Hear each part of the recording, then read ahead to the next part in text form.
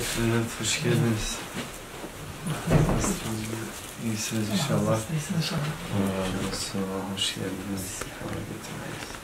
Belki biraz şifa daha canlı bir tanışmamız olmamıştı o şekilde. Simanız bana tanıdık, biz görüştük zaten. Birkaç defa görüştük.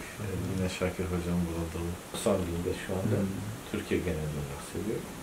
Tabii yurt genelinde her yerde valiliklere inisiyatif vermiş bakanlıkça. Valiliği yardımcısıyla, valiyle bizzat görüşemedik. Yani burada tam çıkması için. Kardeşlerimiz bugün gidip görüşmüşler yani. Neticede yani tam bir dönüş alacağız. Umarım ki İstanbul'dan daha rahat çalışırız. Sahipsizlikten dolayı hep yanlış şeylerin eline düşmüşler ne yazık ki. Gençler perişan bir vaziyette. Çok acayip bir hal var yani.